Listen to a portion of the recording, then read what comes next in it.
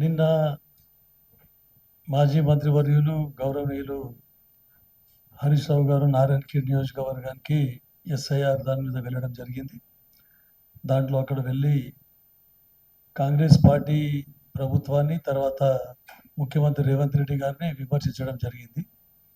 ఏదో వాళ్ళు మొత్తం మేమే చేసేసినాము, ఈ కాంగ్రెస్ ప్రభుత్వం ఏం చేస్తలేదు అని చెప్పేసి చెప్పడం జరిగింది. కాకపోతే నారాయణఖేడ్ నియోజకవర్గాన్ని తీసుకుంటే గత బై ఎలక్షన్లో 2016లో బై ఎలక్షన్ జరిగింది.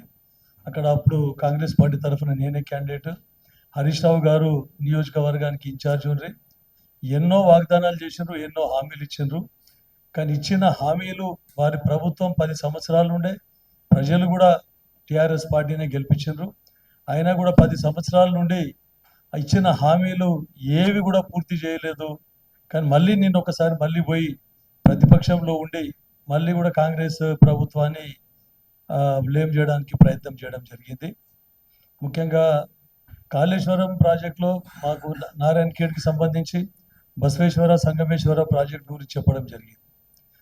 ఎందుకు మీ స్థానిక ఎమ్మెల్యే ఏం చేస్తా ఉన్నాడు ఇక్కడ అని చెప్పేసి అడగకుండా ప్రశ్నించకుండా అని ఆల్రెడీ నేను 3 సార్లు అసెంబ్లీలో లేవనెత్తిన బసవేశ్వర సంగమేశ్వర ప్రాజెక్టు గురించి. ఫస్ట్ ఆఫ్ ఆల్ కాళేశ్వరం గురించి చెప్పుకుంటే రోజు ఏదో కాళేశ్వరం కన్నెపల్లి పంపులు స్టార్ట్ చేయడానికి పోతున్నాం, రైతులకు అన్యాయం చేస్తూ ఉన్నారు, మొత్తం ఎత్తిపోయేందుకు అవకాశం ఉన్నా కూడా నీళ్ళు ఎత్తిపోస్తలేరు, రైతులకు నీళ్ళు ఇస్తలేరు అని చెప్పేసి. అసలు అక్కడ నీళ్ళు లేవు. అక్కడ ఏవైతే అవైలబిలిటీ ఉన్న నీళ్లు మొత్తం మనం ఎల్లంపల్లికి వచ్చేసరికి మొత్తం గుంతలన్నీ నిండిపోతాయి, మళ్ళీ ఎలాంటి వ్యవసాయానికి ఉపయోగం లేకుండా ఉంటాయి. చేసిన తప్పులను కప్పిపుచ్చుకోవడానికే మరొకసారి కాంగ్రెస్ పార్టీ ప్రభుత్వం మీద బురద చల్లడానికి కుట్ర పన్ని ఎక్కడ చూసినా టోటల్ అబద్ధాలు. సోషల్ మీడియాలో తీసుకోండి, ప్రెస్లో తీసుకోండి, అన్ని అబద్ధాలే మాట్లాడుతున్నారు తప్ప ఎక్కడ కూడా నిజాలు వారి రోడ్డుకి ఎప్పుడు కూడా రావు కూడా.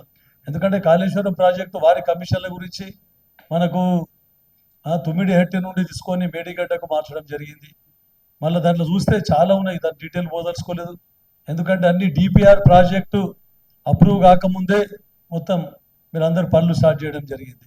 డిపిఆర్ ప్రాజెక్టు ఏదైతే డిపిఆర్ అప్రూవల్ తీసుకోవడానికి అన్ని తప్పులే, అన్ని అబద్ధాలే మొత్తం చెప్పడం జరిగింది.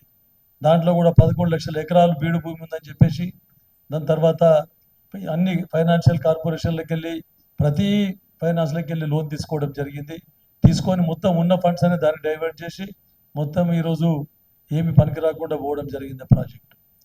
మళ్ళీ ఈరోజు కాళేశ్వరం మొత్తం రిపేర్ చేయండి, నీళ్ళు ఇవ్వండి అని చెప్పేసి డ్యామ్ సేఫ్టీ అథారిటీ వాళ్ళు ఏదైతే చెప్పినరో దాని నామ్స్ ప్రకారం స్టడీ చేసి దానికి ఈ ప్రభుత్వం, మా ముఖ్యమంత్రి రేవంత్ రెడ్డి గారి ప్రభుత్వం, మా ఉత్తమ్ కుమార్ రెడ్డి గారు ఇరిగేషన్ మంత్రివర్యులు దాన్ని ఆచితూచి దాన్ని రిపేర్ చేయడానికి సాధ్యాసాధ్యాలను పరిశీలిస్తూ ఉన్నారు.